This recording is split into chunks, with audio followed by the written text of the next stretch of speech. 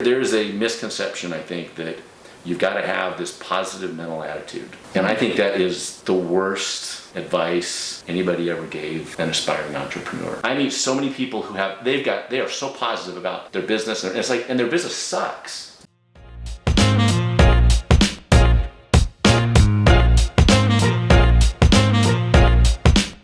Matt Harward, welcome to the podcast. It's good to have you. Good to be here. This is the DJ Seelids Business and Career Podcast. This is actually our first episode. What this podcast is about is we want to help younger people who are not sure what they want to do with their life, give them some direction, give them some advice, and so we got the best advice from the best people. And if you already have a business or you're already on your career path, this is perfect. Totally can help you with that too. So yeah, let's get right into it. So this is Matt Harward, multi-millionaire, entrepreneur, marketer. You've done pretty much everything, is that right? I've done a lot. I've reinvented myself many times. That's so cool. Yeah. And one of the coolest things, you like retired when you were 29? Yeah, I sold my first company, my software company, when I was 29. That was my birthday present to myself, my 30th birthday, and for several years, I kind of hung around and traveled and did some different things, and got bored and got back into things. Yeah, so you retired and you got bored of being retired, right? Yeah. Yep. That's cool. I've never heard of that before. People get retired and they got sick of it. It happens, I think, probably more often than people want to acknowledge. I like to work. I like to do stuff. I think I'll always be tinkering and making software and just mess around with stuff. It's fun to figure things out, I think. That's cool. I think I do too. Like, it's natural for people to want to be productive and do like. I think so too. Yeah, I agree. And I think even, yes, to be productive, but also to learn and to progress and to do more things. And when I look at kind of how things played out for me, it's a lot of that. It's not just. I like being productive. I'm not very productive, by the way. I'm incredibly unproductive, but just reaching different states. That was a software company. After that, I did real estate. I actually had a radio show here in the Valley on real estate investing, and then after that, I had a radio show on business marketing. And I've been a professional comedian. I've had the Amazon company. I had an app company, and now I'm selling products. I mean, all of these things are things I have a tendency to get 5 years into something and think, okay, now I know this, so and then you move on. It's time. I want to reinvent myself and go do something else. So I don't know if that's good news or bad news. I just know cool. that's how it worked for me and played out. And it's worked, and you've worked with it. Yeah, that's cool. So, first question. So it sounds like you're really good at certain things, and you've kind of figured out like your groove. One of the big things you talk about is like surrounding yourself with a good team, like good people. So like, how do you find a good team and surround yourself with that? So that's something I struggled with for a long time, because I thought for a while that a good team was, I need this skill and this talent, and so it's hard to find people, I think, that are, when you start narrowing it down, so they have to have this skill. So, man, probably 7-8 years ago, I switched that up, and I just decided I want to hire people who I want to work with. That's important to me now. Mm-hmm. I'm past the point where I should have to work with anybody that you could choose that I think is a jerk. Yeah. But I wanted to be competent and reasonable. That's kind of the second thing. I don't really care. There are some positions, obviously, if I'm going to go in for surgery, I want my doctor to be trained. But in business, I don't do it that way anymore. It's people I want to work with, people who are competent. I mean, they just can't. I can't fix stupid. I can't fix people who make unreasonable decisions. And then the last thing that I want is I want diversity. So a lot of different viewpoints, opinions, life experiences, and they need to be able to speak up. So even if they're like, last week I hired one person on Tuesday, 3 people on Wednesday, and 1 person on Thursday. To start a new team. And this is somewhat experimental, but it also is, I think, indicative of how I do things, which is so this is all to teach them how to market and be marketers. So normally, you're going after, you've got to have a degree in business or in marketing or previous experience, college educated, all those things. It's like, don't care about any of that stuff. I don't care how old you are, don't care what your level of experience is. None of those things matter to me. Wow. I want you to come in, I want you to be able to contribute, be part of a team, and that's it. Like that's that may not work. This is kind of taking it to the extreme, but that's how I've done it in the past. You familiar with hoverboards? Yes. Okay. Very familiar. Okay, so I don't know when those came out. My brand was the number 3 brand of all those in the Powerboard. Powerboard. Yeah. And so when we had to roll that out, the online part of it we knew already. Okay. But we also wanted to open 40 physical stores around the country. 40. Wow. 40 in like, we had the idea in September, and we needed them to be opened up like mid-October in order to be ready to go for the holidays. So as we started trying to hire, we're thinking, man, we got people who know what they're doing with retail. I had never done retail before in my life, never worked it, never done anything with it. So we started talking to experts, and all the experts are saying that what you're trying to do cannot be done. You can't open that many, can't hire enough people. We had to hire 300 people, and again, get all the leases. There's a lot that goes into it, and they all just said, sure. It can't happen. So no, I don't want any part of it. And so I ended up hiring, no joke, I worked at a comedy club at night at the time at Jester's, and so at one of the rehearsals, it's like, who needs a job? And so I hired one comedian who like worked construction, and another one who was unemployed at the time, and who else? I mean, I was bringing in, like I would literally go out to eat, and if I was impressed with the server, it's like, hey, you want a job? And it wasn't a job like, do you want to go work retail? It was, hey, do you want to come in and help me launch 40 stores? And I have no idea what we're doing, but... And so what would you have them do? Whatever it takes is really what it was. But it was sitting around, and we'd have meetings about, well, what kind of things do we need to solve? Well, we need to figure out how can we interview. We would put out job notices, and this was what, because you were doing quantity. Years ago. You needed to hire everyone. You needed to get it all going. Oh yeah, and get the leases signed, and get all of the either stores or kiosks set up. The things there's working out freight and shipping. There's a lot that went into it, including a ton of stuff we had no idea. Like we just never done before. But we didn't have time to go all over the country, so we're having to figure out how we're going to interview these people. So, and this is why I like the diversity, because we could sit in there with people and say, okay, listen, how are we going to interview? We got to hire 300 people. How are we going to interview? To do that, we're going to get thousands of resumes that we've got to cull down and weed them out, and then figure out how we're going to interview these people. And then basically, if we're going to go out and open these things up, by the time somebody flies out there, we basically got to have the team ready to go, even though we've never met any. And hire store managers. I mean, like the whole thing. Like you're thinking, this is crazy. And so, but sitting in a group with diverse people, they don't have to know necessarily how to do it. I think that we just, we get in there.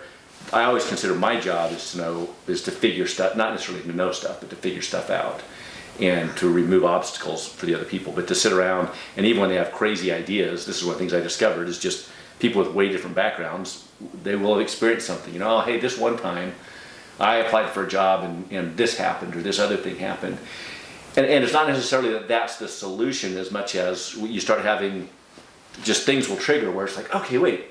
Yeah, you know what? And then we did this. So we had this process where people would apply, and the process, by the way, is not important. It's just that we ended up having all these ideas just from completely diverse backgrounds. None of us had any experience in retail, but we kind of pieced this thing together, and so we came up with this process where people would apply, and then automatically they would get an email from me. It was an automated email over Gmail, and I told them to send me a video of them telling me a joke. And one, it raised the bar. A whole bunch of people just like stopped right there. I'm not going to do it, which is fine. I don't want to interview those people. I was literally making stuff up just the hoops they would have to jump through, but also I'd see their personality. I would see if they were willing to be, to take a risk and and do different things. But mostly I had to have things that I could ask them to do, and they got a video from me. It felt like it was a personal video, but again, I'm trying to how can I get in front of 2,000 people and whittle it down to the however many I need to hire, type of thing. But all of that came around just by having just people sitting around in a room talking about what are the hard problems that we've got to solve. And if you get experts will look at it and say can't be done, because they know you got to go A, B, C, D. That's what it takes to open up a retail store. Some of these things you can only do unreasonable things when you have a bunch of people who have no idea that it can't be done. So they sit around and go, I don't know, like, what do we have to do? Well, what would that look like? And if we didn't have this restriction, or whatever it might be. The way that our interview process came about, because somebody mentioned, like, boy, if we only had, it was something like, if we only had like a time machine or something, and it's like, why, what would a time machine do? And they went through, well, then we could do this, and from that concept, like, somebody else was like, okay, well, we don't have a time machine, but we can kind of, have this behavior of a time machine and do this and do that, and that's what we ended up with, this kind of video casting job interview process that was not live. It was not real time. It felt live and real time to everybody who applied. Does that kind of make sense? I don't know. It doesn't even matter whether it does, but it came about just from, like a construction dude just making what at first was a funny comment, and then going, okay, all right, that's actually interesting. Let's follow that for a little bit, and it didn't take any expertise. It took people being willing to be wrong and maybe sound stupid. But anyway, I love that. So that's generally how I build my teams. I figure I can be the expert, I can be the anchor, and then I just need people who will lean in and contribute, participate, and people who are reasonable enough that if I say something stupid, that they're going to look at me and go, "That's stupid." It doesn't matter if I'm the boss or not. I need people to tell me, "No, that's stupid. That's not going to work." Gotcha. But you didn't have the limited thinking. You pretty much had this unlimited thinking kind of idea. We were talking about time machines, and it was kind of like your lack of experience almost became a strong suit. Like it kind of helped you. It can be a benefit. And by the way, it's not that experience is bad. It's just that given what we were trying to do, and I'm routinely trying to do what I always call, internally we call them unreasonable things. Mm-hmm. Because reasonable things are average. Reasonable results for a business are that you're going to go out of business in 5 years. That's reasonable. So we're trying to do unreasonable hard things. So there are times when experts are great, and there are times where to be unreasonable is often to be different, to be unusual, to break the mold. And so, like, nothing wrong with experts as long as the experts can also see another angle. In this case, we're trying to do something that the expert says, no, you can't do that. We have to be unreasonable. We're inventing something that I'm sure somebody else has done it before, but it's not the norm. One of the questions I had is you were saying you didn't care about college degree when you were hiring people. No. And you dropped out of college after what, 3 weeks? 3 weeks. Yeah. Can you talk a little bit about that? Why did you drop out? Why don't you value it when you're hiring people? Okay, so I always have to be careful here, because I am a huge believer in education. Right. And I would even say, even though I'm a college dropout, I would put my education up against anybody's. Well, absolutely. And you've read, like, how many books you think? Thousands? Oh God, yeah. I just in my Kindle and my Audible library, I've got to have. I know I've got 650 plus in my Audible library, and so got to be another 1,000, and it's a lot. There's a lot of freaking books. Yeah, no, that's interesting. But here's the thing that I believe in. So one, I do believe in education. My circle, and most people, I would also say, go to college. I don't. There's nothing wrong with going to college. But it also, the fact that somebody got a piece of paper and said, I learned this, that's awesome. I know from experience that somebody else could also learn it a different way. Yeah. Right? So it's not, I'm not necessarily de-emphasizing college as much as I'm saying, hey, if you've learned it non-traditionally, I'm 100% okay. What I care about is, can you come in here and perform? If you can get results, I don't care at all where you're coming from, what your background is, any of those other things, right? So part of that came when I went through, so aging myself here, back in the 80s, and computers were a new thing. I was kind of, the hacker kid who grew up first. When we got a computer, nobody else had a computer. I'm hacking on like a TRS-80 Model 3, which if you don't know what that is, Don't. Yeah, that's how long ago it was. We used to have a computer that would just dial phone numbers all day long and trying to find a modem that it could connect to, just because I wanted to see what was on the other. This was back in the day, nobody knew what this stuff was. Yeah. So when it would find one, it would keep a list, and I'd come home at night and I was like, oh, I wonder what this was. And I'm like checking out businesses and stuff, hacking things, not destructively, just curious. Anyway, when I got to college, I realized, hey, these guys are going to take 4 years to teach something that by the time I'm done, it's not going to be relevant anymore. And people were leaving and starting their companies and doing different things. So I took that. That's the route that I took. It's a route that I respect. And I know that, again, I'm going to be a little bit arrogant here. I've not ever met a college graduate who can do what I can do on a computer. Mm-hmm. Again, not saying anything against college degrees, just I'm not trying to diminish them. I'm allowing myself to be elevated and saying, the fact that I don't have a college degree, it would be stupid of me to have a company that I wouldn't hire myself at. Does that make sense? Yeah. Bill Gates made this comment once. I think it was Bill Gates, but basically, when Microsoft got to the point, he's like, it's funny because Bill Gates would not pass the initial qualifications to even have his resume considered by Microsoft. That's at his own company. At his own company. Yeah. And obviously somebody who's highly qualified and everything else. So those things just don't matter to me. And by the way, it goes both ways. I don't care if you're not degreed and papered and all that other stuff. I don't care if you are. But by the same token, if you can't perform, same thing. I don't care. I don't care how many pieces of paper you have that say you can do something. If you can't do it, it's not going to work. Right. And if I give you a shot and you don't have any of those things and it doesn't work, the shot's not going to last for very long. Gotcha.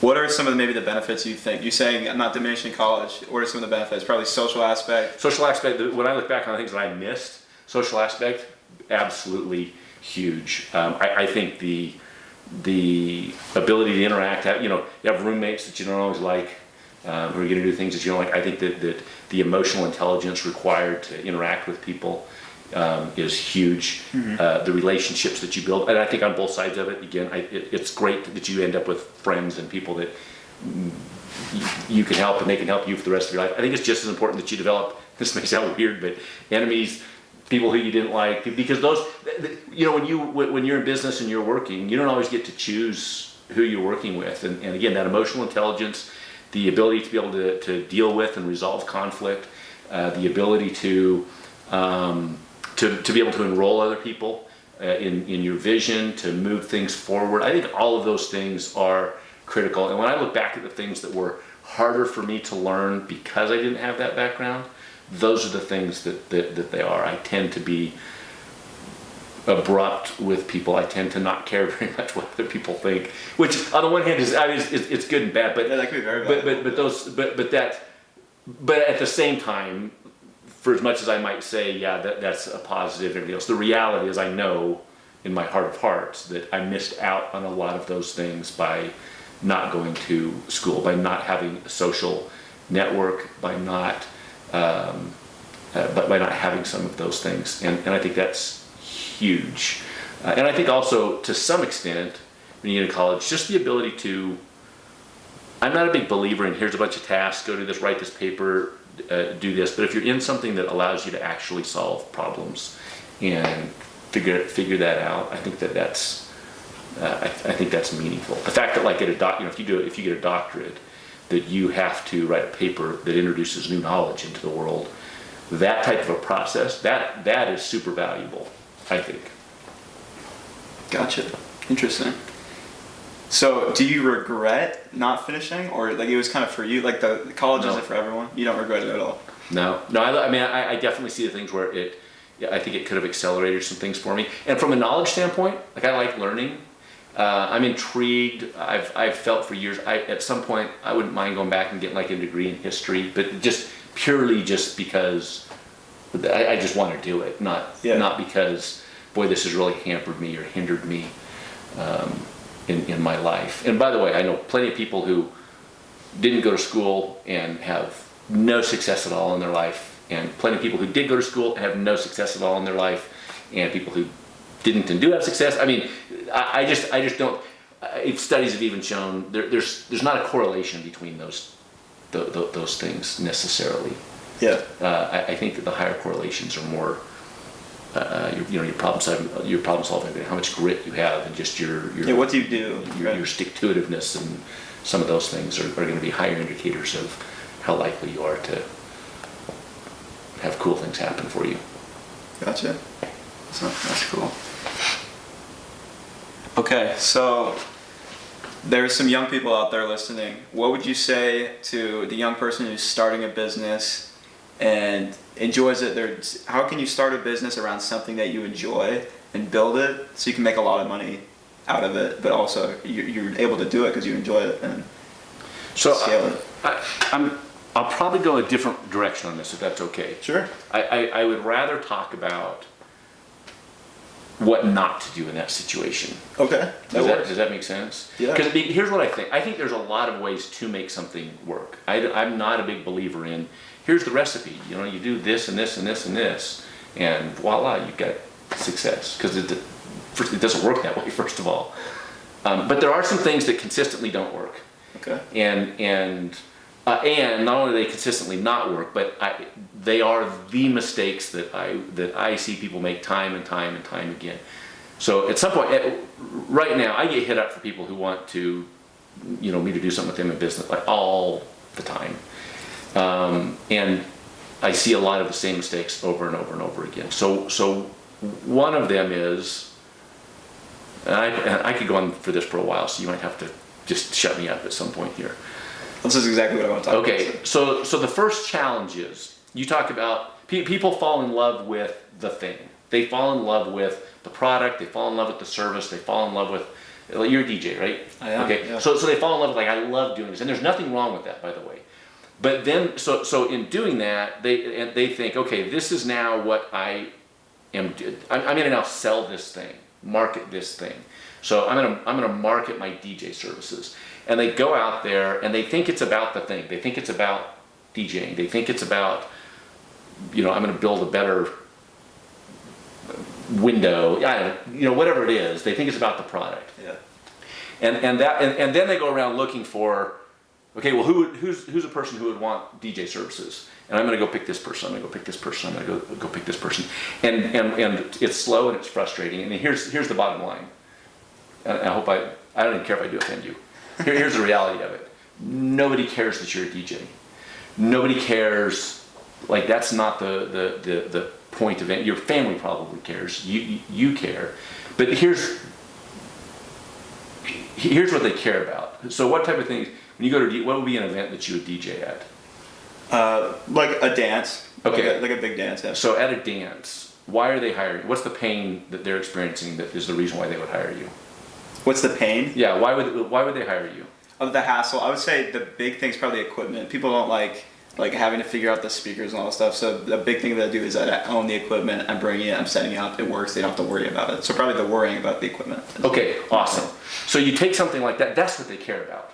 They actually don't care whether they have a DJ or not. They care that this 50-year-old dude at a school, the principal at a school, who looks at the plugs on an XLR mic jack and goes, oh. There's 3, I don't know what goes in there. I don't have anything that looks like that.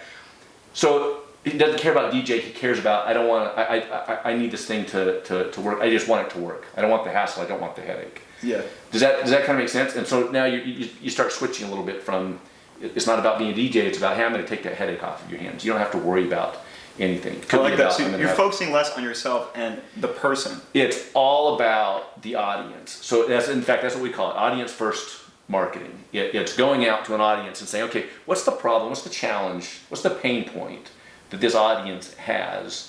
And because that's what they care about. Right.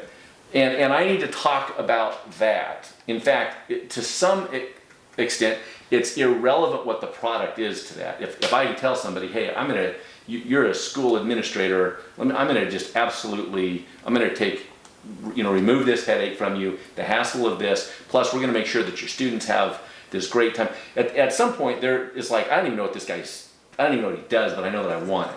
Yeah. Because it solves all of these problems for me. And at the end, it's, hey, I do event services, or I do DJing, or whatever it might be. But the challenge that happens with product first is you're always trying to, you're running around.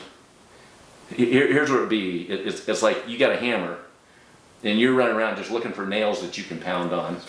Okay. Doing that, and it's tiring. It's hard. This is when people think it's like, man, I'm really good at what I do, but nobody seems to want it. I can't find people who want my service, who are going to hire me, or when they hire me, because of the way I've done it, all they care about is, well, how cheap are you? And I can find somebody else for cheaper. And even when in your mind you're thinking, oh my gosh, that's going to be a nightmare because this person doesn't do this, or here's all that, or it's like, yeah, technically you can probably just play a Spotify playlist, but here's why you don't want to do that.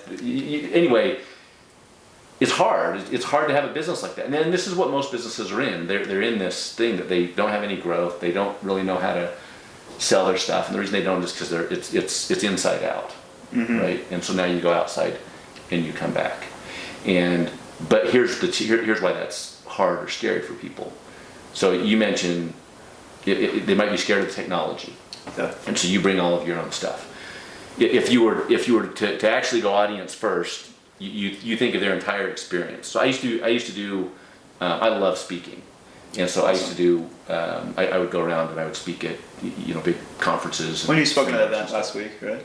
I did. Yeah. Yep. At a marketing event, a marketing summit last week, and as I got into that, one of the things I realized was, again, they don't care that I speak. There's some event coordinator trying to put this thing on, and the more headaches I can resolve for them, and the more things I can take off their plate, the better off I'm going to be, and the more jobs I'm going to have as a speaker. And so again, going back to you as a DJ, audience first might be, hey, you're struggling to put on an event. You might have to think about the whole event because the whole thing's a headache for them. The decorations, I don't know, sending out invites, who knows what, I don't know if there's an event, by the way, I have people that do that, but the audience first is eliminating all those pain points, and you're a component of it, and you're going to be their first choice for that side of things. Does that kind of make sense? I haven't explained it very well, but I hope that is probably the biggest mistake people make, is they start with a product or a service and think this is the thing, this is right. what we're gonna do, and if that doesn't quite fit the market, it just gets really, really hard. You're way better off just going to your market, even if what you want to be doing is DJ. What's the problem they're having? What's the pain point they're having? Because if you can solve that pain point, 1, you can charge more money, 2, you'll get more gigs, and 3, you're just gonna have a more successful business and probably still be able to do what you want to do, but going that way first, right? Gotcha. And then the other one that I would say is all the time. There's a misconception, I think, that you've got to have this positive mental attitude, okay? And I think that is like the worst advice anybody ever gave an aspiring entrepreneur. No optimism. So hang on, it's not the same as, it doesn't mean negativity, it doesn't mean any of those things. Here's what it means. People confuse what that means. So they come in and I meet so many people who they are so positive about their business, and it's like, and their business sucks. They know it sucks. Okay, yeah. It's like they told their wife, hey, we're gonna make money and we're gonna vacation and I know all the things I told my wife when I started my first software company. And 8 years later, I'd never taken a vacation. I was working 80 hours a week. I mean, we didn't have the lifestyle that we wanted. I was absolutely, completely married to my business, and I was like, but man, don't worry, we're gonna make it. And positive, that positivity tends to be, here's how people interpret it. They think that means pretend like there aren't problems in your business. Pretend like there's nothing wrong. Pretend like everything is rosy and great. And it wasn't until this is gonna sound really weird, with my first software business, it wasn't until I gave up. I literally reached the point, it's like, I have not taken a vacation since we got married. I am absolutely working myself to the bone. I spend more, I was sleeping at the office 2-3 nights a week. Wow. And this is, I don't, that might be a bit extreme for some business owners, but I know a lot of business owners that this is their life. It is, and they're not having great success doing it. But that's what it takes just to keep the freaking doors open. And, you know, and as a business owner, you're the last one to get paid. You pay out all your employees there's a lot of stress and headaches that come with it. So I'm like, it probably wasn't 8 years in, it was probably 7 years in, and it's just like, I cannot do this anymore. My business is not working. And giving up on that, you know, oh, things are, next month, that's gonna be the month, things are gonna turn around, and all of that stuff, at the point where I just said, this sucks. My business is awful. It's not doing what it's supposed to be doing. It's not I was making probably $65,000 a year, but thinking I should be, you know, it's like I could go get a job and make more than that, and I'm working twice the hours, and Right. you know, Less headaches. yeah, and I had none of the freedoms. But when I got to that point of this thing sucks, and I don't want this business, I'm done with it. And I remember telling my wife, it's like, we're going on a vacation. She's like, well, I thought that we couldn't do that. She's like, I don't even care anymore. Like, business, we're probably just gonna go belly up when I leave. And like, I just don't care. I'll come back and I'll get a job and whatever. And so the first thing that happened was I just walked away and we went on vacation. It was a stupid vacation, but it was the attitude behind it of, I don't care anymore. and then I came back. And first of all, it didn't burn to the ground, which was the first thing. It's like, oh, okay, cool. Well, that's better than I thought it was going to be. But then it was when people would come in and it's like, hey, you know, sales guys would come in, hey, so next month, we're not closing anything right now, but next month we're getting it. And it's like, that is just a total lie. And it's like, whoa, okay, that's interesting. And it's like, yeah, that's a lie. So we didn't, anyway, as soon as, what happened was I got real. And for both businesses, getting real is painful, and it's not rosy, and it's not. And I don't consider myself, by the way, a negative, like that's never going to work. So you have to have that.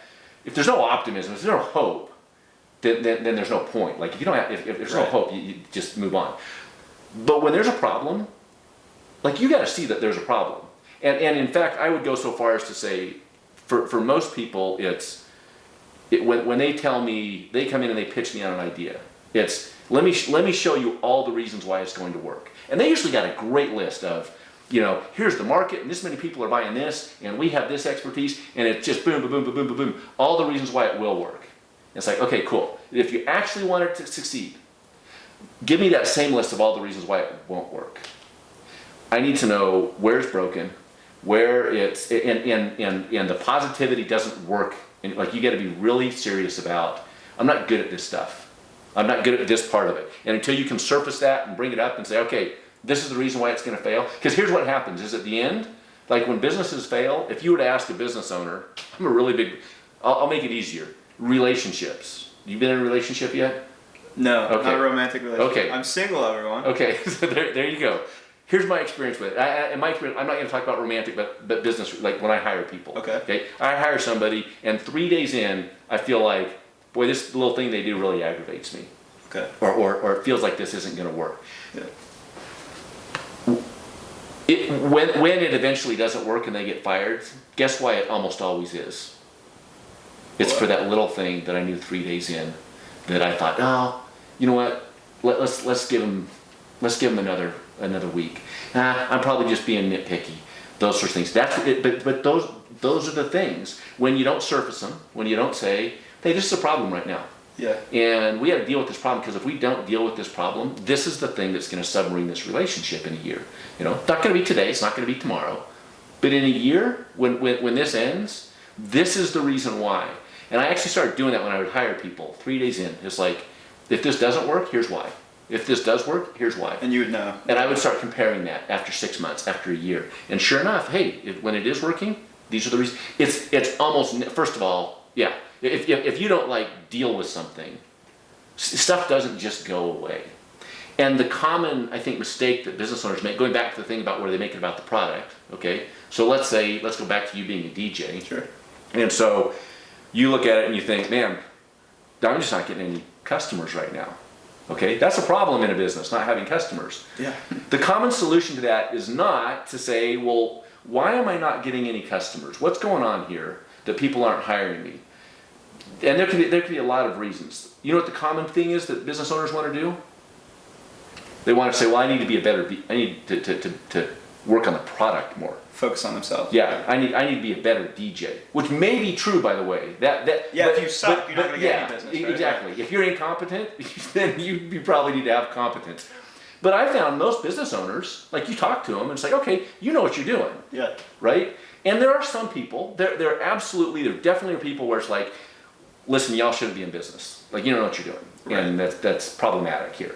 But it's certainly, for the number of businesses that fail, it's not 80% of people where I look at them and think, you're stupid.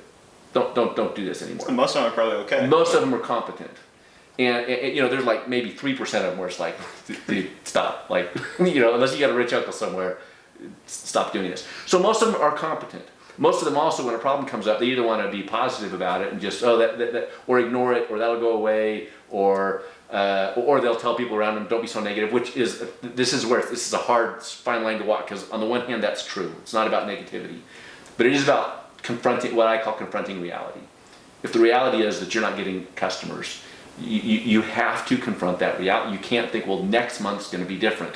Or, well, let me put out, and I don't know what you do, but let's say that you're putting out flyers is how you do it. Let me put out more flyers. Let me try a 4-color press flyer that's bigger and bolder. Maybe a banner. And these things, that's not, like, it's generally not about doing things harder, faster. It's usually figure out what the real problem is and address that problem. And that means that you've got to be the first as the business owner, and usually it's privately, because I know that to employees, it's often, guys, we're going to do it. This is going to be awesome. You're playing that role. But when you go back to your office, you got to take that hat off, and you got to think, what's really wrong with my company? What are the things what am I contributing to this thing not working and holding back? And it can't be, if you're in the space of, but I'm the expert. I know, like, you got to be willing to be wrong. You got to be willing to be, like, really wrong. You got to be willing to be stupid. You got to be willing to ask questions that like might be painful or might be embarrassing to ask. Yeah. And so until you get to that point, all of which kind of fly in the face of the traditional, be positive and have positive affirmations, and again, this is one of those things like college. I'm not saying don't do those things. I'm just saying that those things don't solve problems. Yeah. And you got to solve problems. And those things don't make you money, and they don't bring customers in. They don't do any of those things. It could help you get through the day. It could help you go from A to B to C. But if you're not asking yourself the hard, if you're not confronting reality, if you're not looking at something and saying, yeah, we're bad at this, and so we either need to figure out another way around it, or through it, or that's where you get into it. It could just be, we got to grit our way through this. But oftentimes it's, you're probably gonna need to let go of some things that you thought you knew. Like if you thought, well, I'm just gonna be the best DJ around, and that's good enough. It's not. I'm a Mac guy, so I don't want to offend anybody here, but like, Windows is not the best operating system around, okay? But Windows dominates the market. Yeah. Because they told a better story, because they solved problems. For years, Mac went with, they were just, we're better. People should buy us. And it's like, nobody cares. Nobody cares that you're better. They care that you work with all of these programs. They care about these are the problems that you should be solving. Does that kind of make sense? Yeah. You can be the best around, right? But if you're not caring about people and what you're doing for them, right. Then being the best around only matters when you get the opportunity to be the best around. Okay, so you've got to have customers. You got to have there's other problems that you have to solve to make up for this. And so, anyway, just being willing to get very real, maybe even to the point of pain of what's working and what isn't working. And then can I throw one more thing in there? Because this is the last part of this trilogy of. So one of it is, it's not about the product. It is not. It is always about your audience. You still want to get them to buy your product, but it's about them. It's about their pain. It's about their life. It's about everything for them. So one is audience first. 2, you must confront reality. And 3, you have to cover. You generally have to cover ground. And what that means is, usually when people have a product, they also have, it's like, well, I'm going to put, again, going back to DJ, I'm going to make a flyer and send it out to schools, or I'm going to put a wrap on my car and it's going to say, hire me as a DJ, which may be a great idea. I'm not saying those are bad ideas, they're bad ideas, but it doesn't matter that they are. It's that people, in addition to marrying a product, they usually marry a method for how they're going to do things. So that's dangerous. It's super dangerous, because when it doesn't work, and it won't work, and I say that generically because most stuff doesn't work, especially the first time. So like, we're really good at creating ads and people what's called a funnel, so bringing people in at the top and kind of eventually getting them down to where they buy something. I was just looking yesterday for a Facebook post that I was doing, but we have about a dozen or so funnels right now that are profitable for us, and we'll make this year we'll do about $28 million this year on those dozen funnels. Okay. And so they're working at a high level. However, I looked at where we've got all of these pages and things that we work on. We've built 491 of them. So 491 to find the 10 that are working at a high level, right?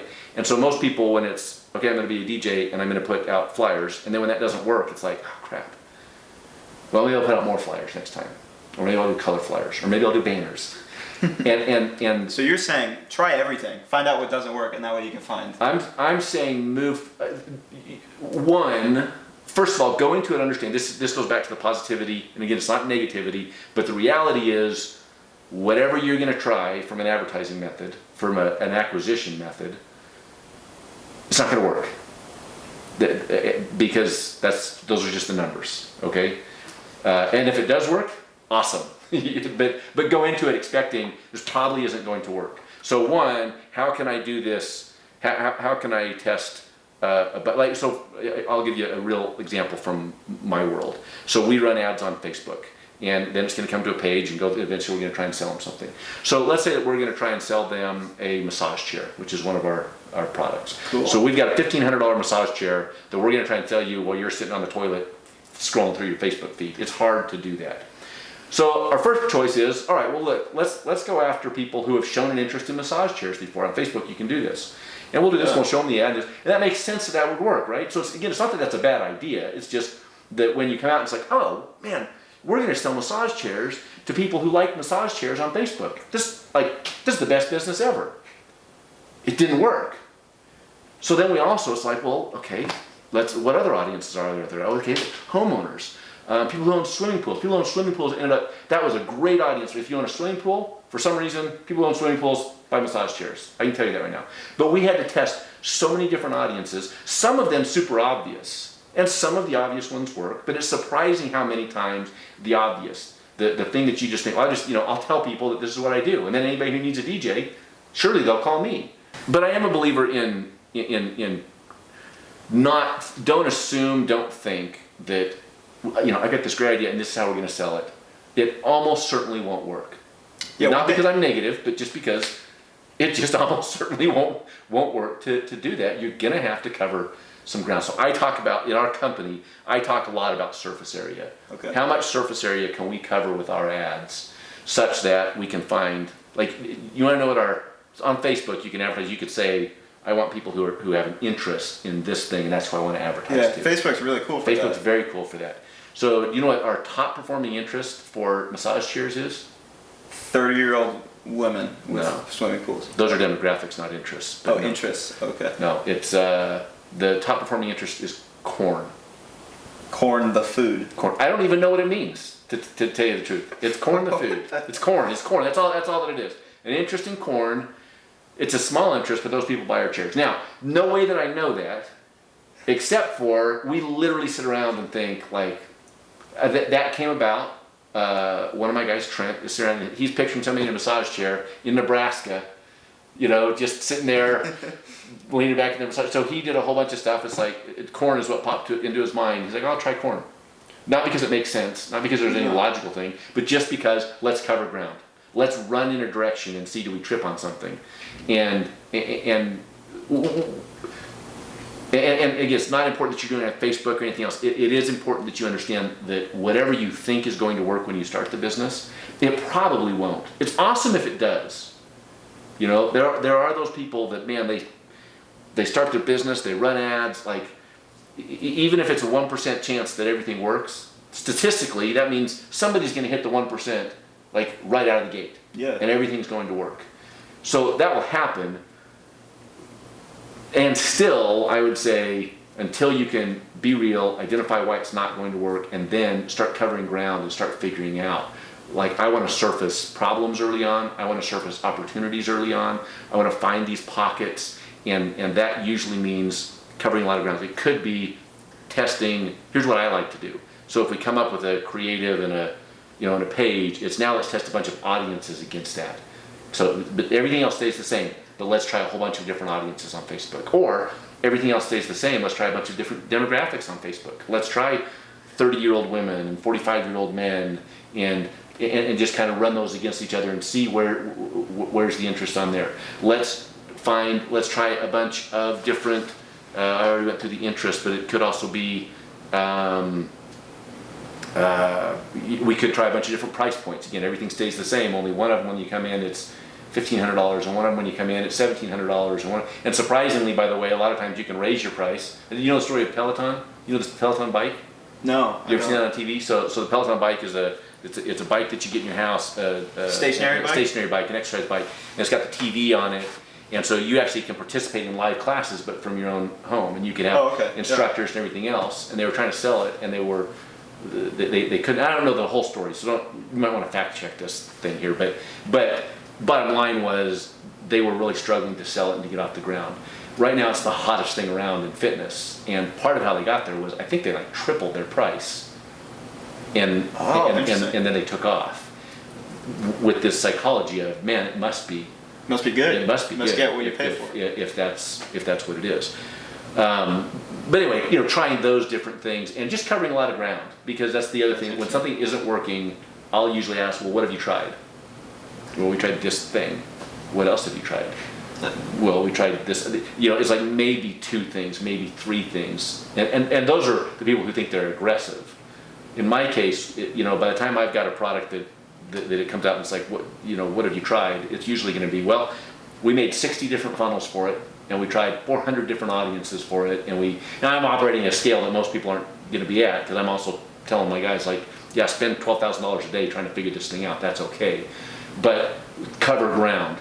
We need to find somewhere in there. We know this is, by the way, when you mentioned the positivity, this is where the positivity comes in. It's I look at it and I think, I know there are people out there that have massage chairs in their houses. I know there are people buying these things. Yeah. I don't know yet how to sell it to them, but we got to cover a lot of ground and figure out, where are these people? Who are they? What do they have in common? And I can have all these assumptions about what they are, and I may be right, but I'm probably wrong. But we got to figure out how can we test these assumptions as fast as we possibly can, and either in sequence of didn't work. Oh, cool, we got one that worked. It took us probably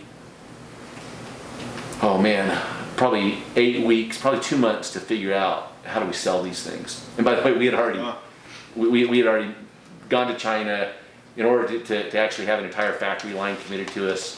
We had committed to selling the minimum of 25 chairs a day at $1,500 each in order for us to have our own line, and all kinds of stuff that we had committed to. And so containers of these things start coming in. Our warehouse is full of them, and we're selling like 5 a day. Like, holy cow. We got $2.4 million on the line in inventory. Can't figure out how to sell these things. But it's just literally, how many mistakes can we make? We're not trying to make mistakes. You know what I'm saying, right? I mean, you would have a lot of successes. It's just, how many failures can we get in and get under our belt? Because we can have 1,000 failures, but we only need one to where it's like, okay, cool, that's it. And really at the end, it was, we had all these failures, and we literally was like, okay, this audience work, this creative work, this messaging work, and kind of pulling these together. And we went from selling 5 or 6 a day, literally for, I don't know the time frame, but 6 to 8 weeks. And then once we started pulling these things together, what did we learn from it? In the space of about 3 days, we went from selling 6 a day to selling about 20 a day. And then it took us a couple of weeks to go from 20 a day to 30 a day. 30. And now we're looking at, I don't know if you know the shipping containers, the big 40-foot containers that go on cargo ships. For the holidays, we're bringing in 80 of those is what we're selling. We're going to be selling hundreds of them Wow. a day.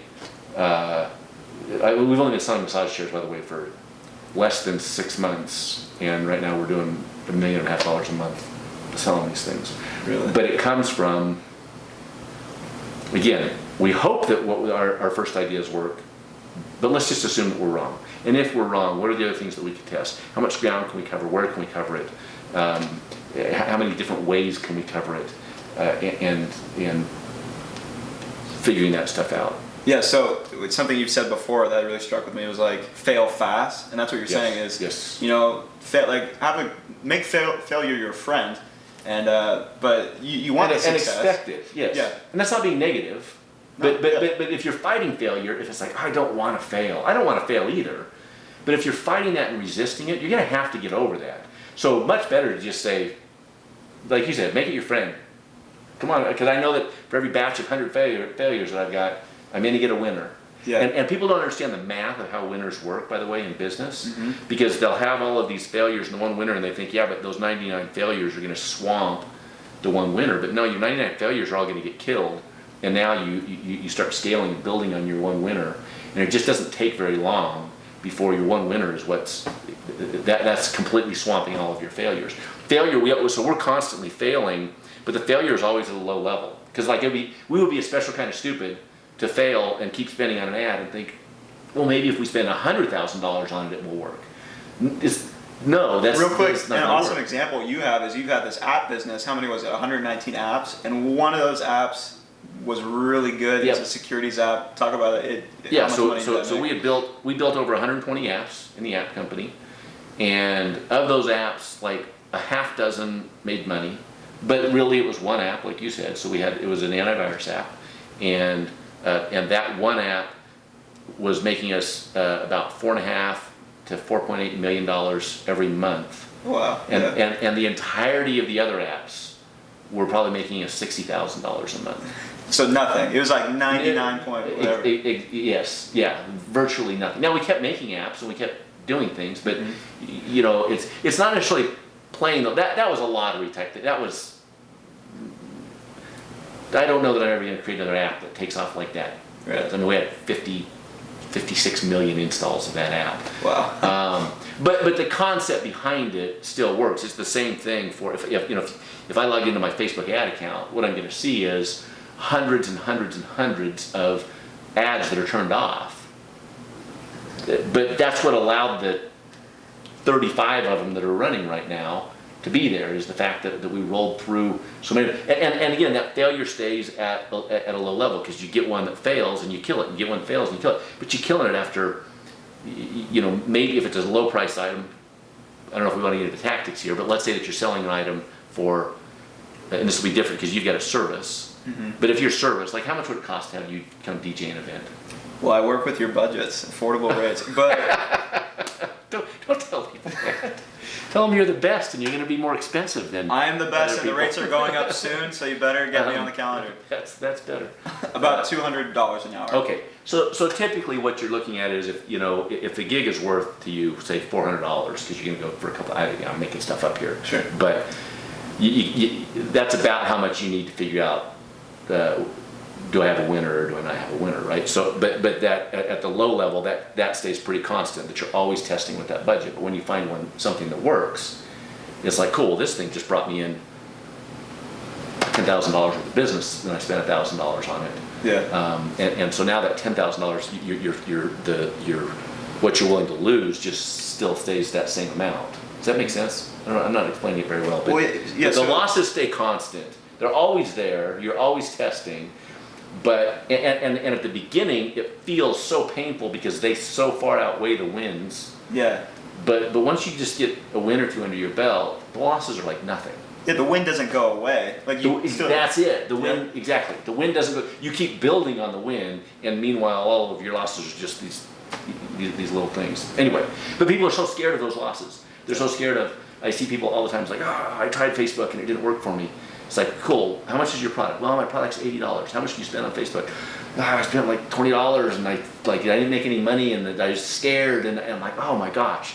And then they just stop. And they just stop. Or it's like, I have this loser ad. Again, I don't understand why. You can tell people failed math in school because they'll have a loser ad and it's like, yeah, it's a loser, but I'm only spending $20 a day on it. Let me just keep spending and hope that like someday I'm just going to wake up and it's going to start working. Yeah, and it's like, no, it doesn't work. Confront reality. The reality is, yeah, it sucks, dude. So move on from it. In fact, I would go the other way. Instead of being scared, it's like, let me lower my budget and just lose a little bit of money every day. I would rather say, oh, bump up. How much do you have to lose? $2,000? Great. Let's spend that tomorrow.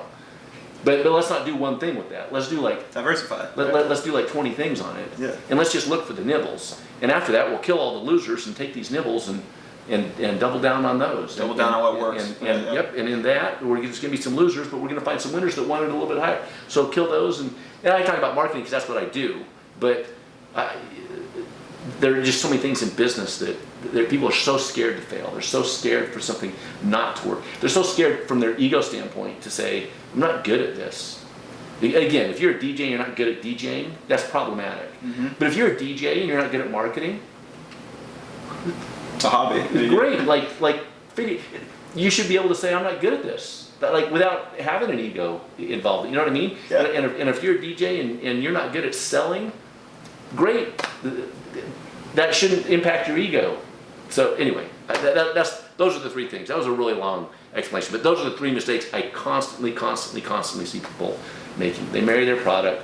They all they want to do is look at why this will work.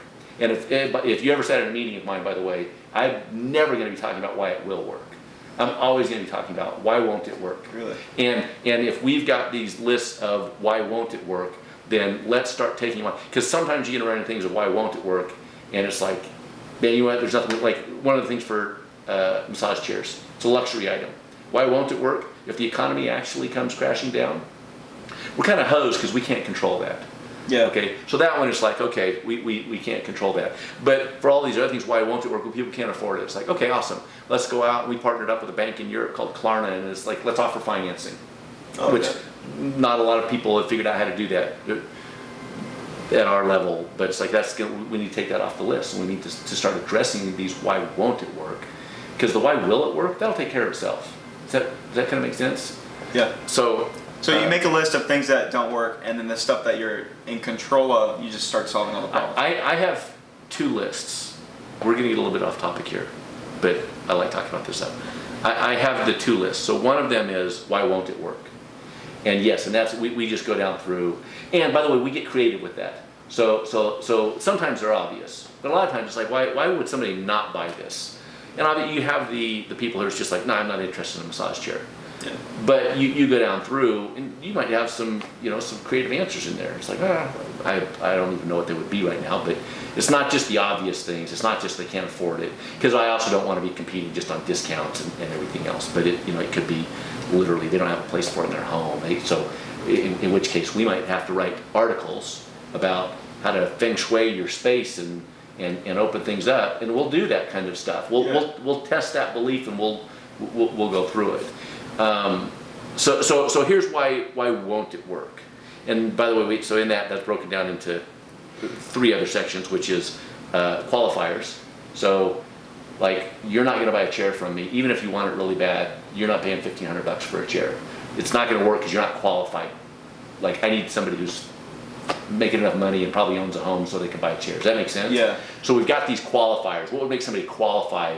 What would disqualify? Why won't it work from a qualification standpoint? Yeah. And I also have why won't it work from a belief standpoint? What do they believe about either their ability to own a massage chair, or what do they believe about what a massage chair does or doesn't do? What beliefs would we have to overcome, right? And then there's triggers. So the triggers are what would have to happen in their life that would that would get in the way. Like if they haven't done this or this or this or this, what would get in the way? Does that kind of make sense? So we break it down into those things.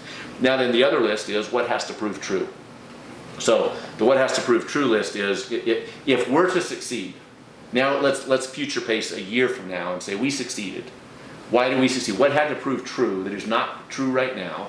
What had to prove true in order for us to succeed? And so this is where business owners fail, I think, because it's not just I had to be a really good DJ. It's also I had to find some customers, and customers had to pay me, and I had to, whatever it is, whatever your model is, these are the things that when I look back on my success, these are the things that had to prove true. And once again, you're starting at, okay, what have I got to do to work on this one to make this prove true? And mathematically, you remember taking algebra in high school? Way back when, yeah. Way back in the day. And solving for one variable, man, that's super easy. Like, you probably just do it in your head now. Sure. Solving for two variables, it gets a little bit harder. You got to have like the FOIL method or whatever it is, and and starting for three variables, and suddenly it's like, this is really hairy. That takes a while. Yeah. And people don't realize in their business they're doing this. So they start up a business, they may have a great concept, like one of these things that has to prove true. It's like, that's really strong. But when you've got like 2 or 3 or 4 complete unknowns, like if you don't know anything about marketing, but that's one of the things that has to prove true for you, that's a variable in your business. And when you overlay on top of that, I also don't know how to build a product, and I also don't know this, and now it's like you got 5 variables to solve for in your business. Guess what? It ain't gonna work. It just is, like, you know what I mean? You've got to get it down to, okay, I know how to DJ really well, and this, all of these. I've got a business structure that's simple enough that I only need to figure out and solve one thing that's unknown right now, or two Controlling things. the variable. And before you can control the variable, you have to identify the variable. This goes back to the positive thinking. People don't want to look at these things because it's scary, and it's like, yeah, but you can't solve for it. If you don't know that there's a third variable in there, and then you're trying to do things and all your numbers are like all over the place, it's probably that third variable that you've been scared to look at and go, yeah, you know what, I'm super disorganized. And until I can solve that, like, that may be one of the things, like we think in business, what's marketing and product and this, like it could just be personally, right? I'm a flake, I'm a total flake. Like, this is real, I am the biggest flake that you'll meet. Because I'm glad you came today, though. I appreciate that. Yes, and you know this, like texting me. I'll text and I'll respond, and all of a sudden it's just like I just disappear. and because I'll start doing something, and then it's like, oh, look at this shiny thing. I chase all kinds of stuff. Yeah. So it comes across as flaky. It is flaky, but until I address that in my business, and when I've got a business plan, the typical thinking is, okay, but this time I'm not going to be flaky, or this time I'm going to be organized. This time I know that in the past I've never been able to do this thing. It's dieting and weight loss. This time it's for real. I'm going to exercise every day, and it's like, no, you're not. If you never did before, until you address it and say, all right, I suck at this. I'm not good at this. This is a variable in here that is going to impact my success. I've got to put it up on the board of, right now, this is a mystery. This is an unknown, how I'm going to be organized. All right? So for me, it could be as easy as, I need to hire a personal assistant. I must have. That is, if I don't do that, then that variable stays in there. And if I'm 3 variables in, I'm not. This is, by the way, that is one of the, when people bring me business ideas and I write on the board what has to prove true. Literally, as soon as we hit 3 on the what has to prove true, it is. This might be the greatest thing ever. It might be great. We got 3 variables in here that have to prove true that are not currently true. It's just mathematics. We're so far behind the statistically the likelihood of this thing working. And I know that you're super positive and all these other things. Mm-hmm. I actually don't care about that stuff. I would rather see you work on this, bring it back to me when you've got it down to 2 things that have to prove true.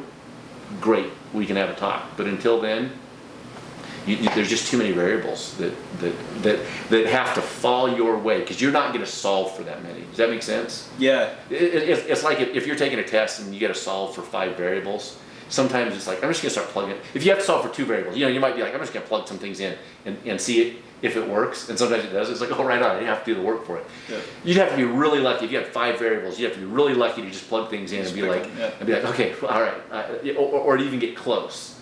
And so, again, statistically, it will happen every once in a while. But realistically, it's not going to happen this time. Yeah, you're not going to pass that test. You're not going to pass that test, exactly.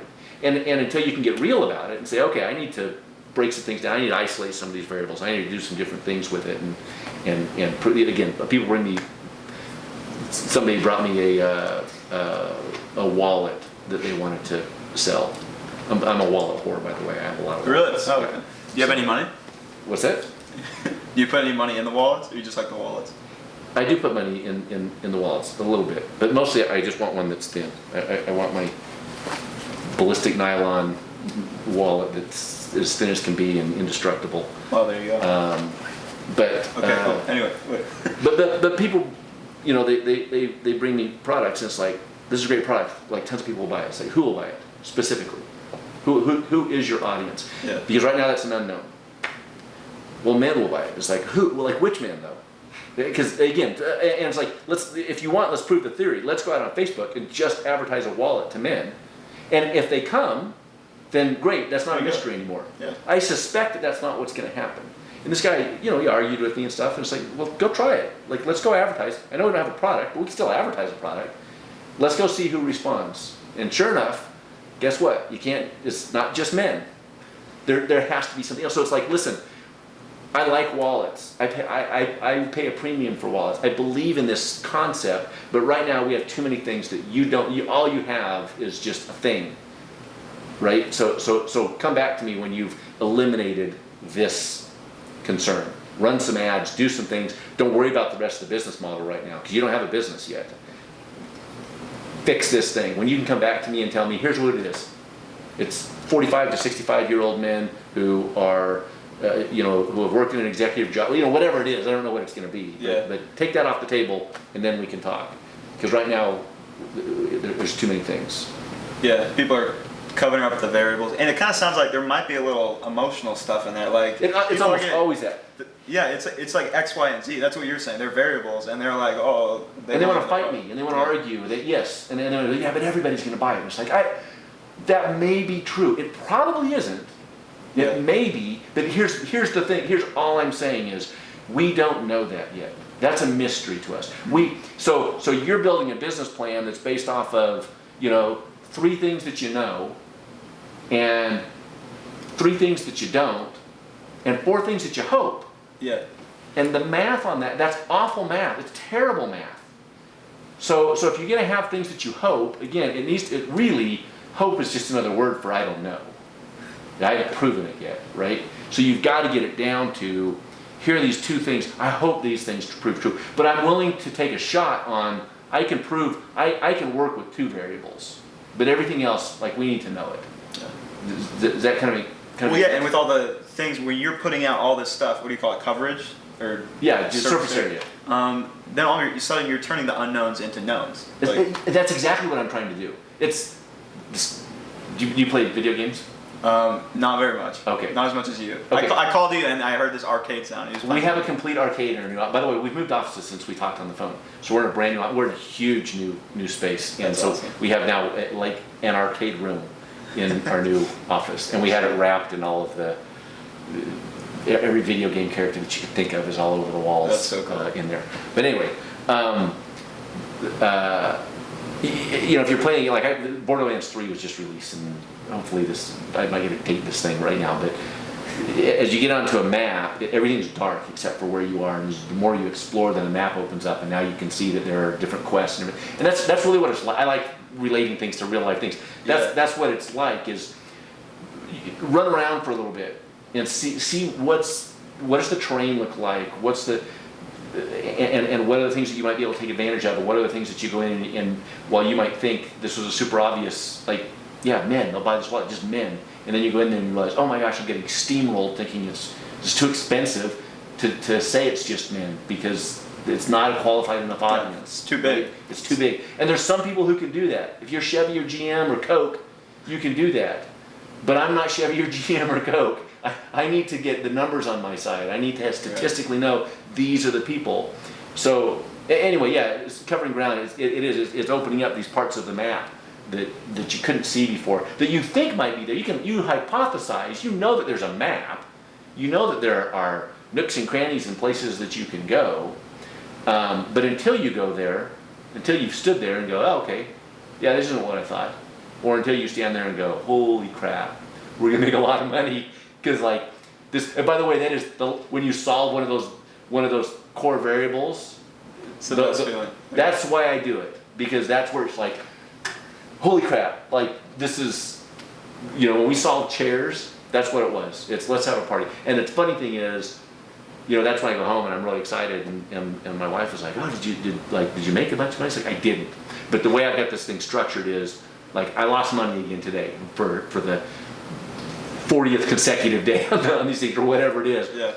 But I took off one of those unknowns, and I only had 2 of them, so I took one of them off, and what I know is, like, if it's down to that last variable, like, you get to a point where it's like, okay, there's a certainty to what we're doing. That, by the way, is one of the differences between how successful businesses, I think, and unsuccessful businesses is there's a certainty to what we're doing. Even as we're taking on mystery and risk and all of these other things, there's a certainty because we're constantly getting it down to just those 2 variables, right? Where we reach a point where it's like, okay, it's just math at this point. Yeah. That's it. And even as we're still losing money back at the time on our massage chairs, we hit that point, where that tipping point, where suddenly it's like, okay, yep, we're gonna do this, and we're gonna make a lot of money doing this, because again, it's just math. And when you embrace, I'm not saying embrace math, but when you embrace that concept of Embrace the numbers. Embrace the numbers, and embrace that part of it that most business owners don't want to embrace, because early on it's filled with, I don't know this and I don't know that, and so I'm going to focus entirely. I'm going to paint this really rosy picture of this great product we have, and I'm going to kind of pretend like all of this other dirty, nasty stuff that I don't know isn't there, so don't embrace it. But when you do embrace it, it's hard, it's uncomfortable, all these other things come up front, and it's challenging. But the flip side of that is, you also, in embracing it, you know right when you cross that point of, okay, it's a mathematical, like, it's a done deal at this point. At this point, all I have to do is just finish playing out my hand, like, we got it. It's a really cool feeling to know that, to be sitting there. It's like, yep, we're still $200,000 in the hole, or whatever it is, but we got it. We're there. Sweet. Anyway, so for the youngsters out there, this is just like Minecraft. Like, you need to go mining to find the diamonds. Yeah, everybody wants the cheat code, by the way. Yeah. And by the way, the two problems with that. One is, I don't think it's nearly as fun when you've got the cheat code.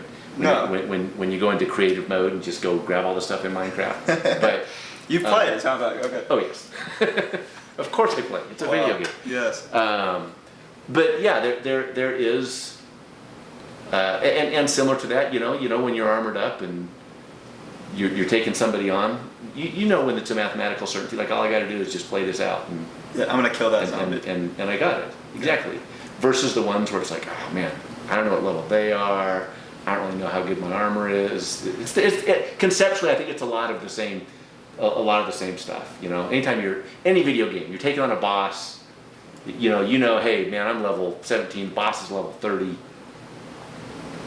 It's not going to happen. Mostly because they're going to have a power that you don't know about. It's like, oh, I'm getting him, and all of a sudden he does a butt bounce, and you're destroyed. It's like, oh, I didn't know that he was going to do that.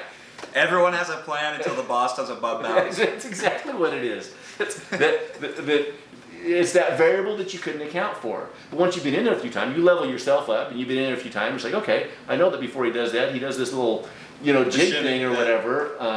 Or I know that if I'm in this cave and I hear the skeleton rattle, that I'm about to get shot with an arrow potentially. Those, you know what I'm talking about. But, yes, exactly. Those are eliminating those mysteries. To where now it's like, okay, I know all the things that he does, and I got this one last mystery of, I basically got to go in and fight him. But now you can do that with confidence. You know what I mean? And you're kind of working through that. And business works that same way. You can't pretend you're going to go into a boss fight and think, I'm just gonna be so positive that this boss isn't going to damage me. Yeah, they're using positivity to cover up reality. Positivity is good, but if you're using it to cover up stuff that's real and that needs to be addressed, that's where people are. It's bad business.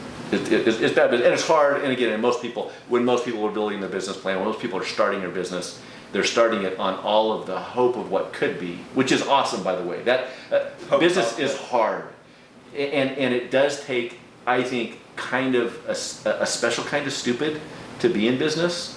Because of the risks and the other things, it's almost. I think a lot of business people, if they knew it was going to be like, they wouldn't do it. So it kind of takes that ignorance to do it, if that makes sense. Yeah. But But they go into it with positivity. They go into it with all this stuff, which is awesome. That's what keeps them in the game. But if you're also not going into it with, here are the things that will kill me. Here are the things that in the past, like, why have I personally failed in the past? Well, this and that, like, if you're not honest about this, if you're not real about them, they're probably going to come back to you. Everybody's got the friend who, like, they're in a relationship and they break up, and then they get in a relationship and they break up and they get in a relationship, and you talk to them, it's like, oh yeah, she was crazy. Oh yeah, she was just, like, she was unreasonable. Oh yeah, and eventually you're like, dude, like, what's the common denominator in all of this stuff? It's always you're talking to me. Exactly, and it's all, and so maybe at some point you ought to look at you in the relationship. You know, that's hard to do in business. It's hard, one, to see your blind spots, because the very fact that they're blind spots mean you don't see them. Right. But it's also hard just to address them. It's also hard. It's hard at some point to just say, yeah, I'm really bad at this thing.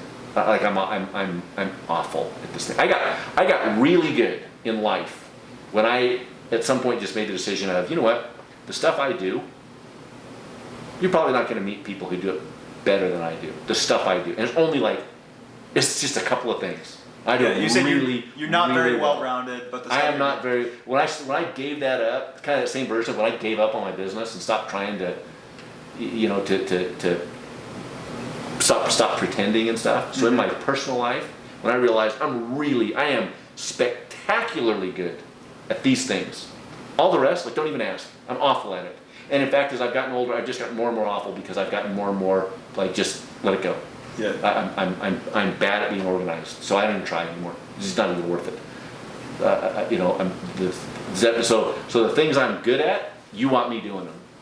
The things I'm not good at, you, under no circumstances should you ever let me within, you know, within spitting distance of those things that I'm not, because I don't even try anymore. Gotcha. That's hard for people, because people think they need to cover the bases. They think that they're gonna, this time around, they'll overcome their weaknesses this time around. It's not So how it works. focus on what you're good at, but also, and what you were saying before, surround yourself with people who are good at. Yeah, and if you can't surround yourself, like right now, you can't hire people, you know. Right. So I'm always leery of people. It's like, yeah, you know, just do this and this and this. It's like, yeah, well, yeah, you had $100,000 to spend doing that and that and that. So it's back to, it's not necessarily, I can do it right now by hiring people and surrounding myself with people. But it's not necessarily, that's a tactic, okay? The strategy, the bigger picture is you have to confront it, you have to deal with it. If you're not good at talking to people on the phone, and that's part of what's gonna take for you to sell business as a DJ, you have to confront that. And either figure out, how do I not have to do this anymore, which could be hiring people, could be coming up with a different process, who knows, you know, that becomes your variable, that you've got to, like, I've got to figure out what can I do here. But you can't think, well, I'll be better at it tomorrow. You won't be. You can't think, well, it won't matter tomorrow because people will start calling me. Unless you do something about that, that's not what's going to happen. But the healthiest thing you can do is look at yourself in the mirror and say, I'm really bad at that. Or, I really don't want to do that. Like, that's so uncomfortable for me to do that I just don't want to. I work on computers because that's uncomfortable for me to do. But it is about, it's not about you got to hire somebody. It is about you have to confront it. You have to deal with it. And until you deal with that, if that's one of your variables, until you deal with that, there's no point going through the rest of it. There's too many risks. There's too many variables until you can solve that one and focus on that. And again, most people think, well, if I solve enough of the other variables, this one big glaring thing in the middle here will magically, it'll either go away, or solving enough other variables, it will take care of itself. And again, maybe, but statistically, probably not. Statistically, just freaking deal with it. Like, get it up. This is why I like having a diverse group, even if they're not employees, you know, getting friends together and saying, all right, guys, y'all know I suck at this thing. And they're going to say, yeah, we know. Glad to hear you say it too. So, what are some ideas? How can I get around that? Because, and again, it's also not about how can I get good at it. I thought that for a while, and it may be. And so that took self-awareness, which sounds like something you're good at. It took self-awareness to say I'm bad at this, and I got to decide: do I want to get good at it, or do I want to get around being bad at it? I tried that. I want to get good at it for a while, and that's miserable for me. For some people, that like my wife's super well-rounded, balanced. Yeah. I had no balance in my life at all. I didn't want to. It's like, no, I don't want to do this. I don't want to get good at organization. I don't want to get good at, whatever the other things, patience. I don't want to get good at those things. I would rather get better at what I'm already good at, and then figure out a way to not have being a flake sink me. Gotcha. One of the things I like you were saying is like there isn't a cheat code. Like life isn't creative mode. Right. Life is survival mode. Yeah. And it would be great if there was, but no. That's the other thing people want. People want to. It's like if you come in, wave your magic wand and make my stuff sell on Facebook, and it's like, oh my gosh, I'm really good at Facebook. I'm exceptional at Facebook, and it's really hard. Like it's not like, oh, I touched it and therefore. Not all works. It's okay. Let's go try 400 things and it's work. And it's work. It's effort. It is, and I have a capacity to understand what we should be doing next, right? So that is so. Yes, I also have benefits there, but it's work and it's effort and it's hard. You DJ and people probably think, oh, I can play music and do it, and it's like, yeah, guess what? It's not just that. There's other stuff that happens. There's skills. There are things that I've learned. Okay. Let's get some specific value for the people out there. What's your advice for like teenagers? Like, what if you could tell your teenage self something? Like, what would you say? Probably some variation of what we've been talking about. It's okay to be. I'm a nerd. It took me a long time to just be like, I'm a nerd. I'm a full-out nerd. I'm okay with that. Yeah. It's okay to have passions. It's okay to pursue something. And it's okay. It doesn't have to look a certain way. I think one of the most damaging things that we do as a society, this goes way beyond careers and everything else, is this expectation that this is how it has to look in life for you to be happy, for you to be right, for you whatever.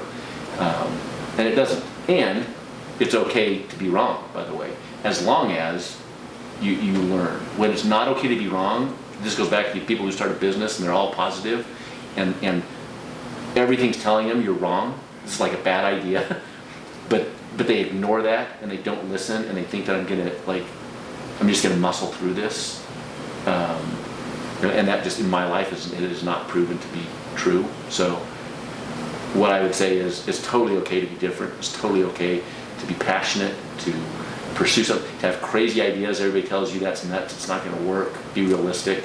I think it's okay to chase those things. And when you get feedback that it's not working, believe the feedback. Like listen to the feedback. You know what I mean? Yeah.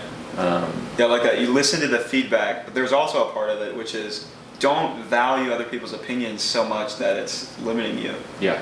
One of the things I really wanted to talk about, we were talking about failure, fear of failure, and you said there's like two kinds of things. There's like escapist fear, where you're just doing it because you're nervous. You don't want to ask out that girl because you're just afraid she's going to say no. Mm-hmm. And then there's the fear of failure, or just fear in general, like you're going to jump off the cliff without any rope, or jump out of that plane and your parachute doesn't work. So that's big too. That's huge. We just did a business retreat up at Lake Powell. We nice. got a houseboat and had some people come. They paid like $15,000 a head to come listen to us speak. And one of the things that we did is we take them out specifically. It's like, all right, we're going to go cliff jumping right now because we're going to talk about fear and what that feels for you. Feels like for you. And so the other one, the escapist fear, what we call avoidance.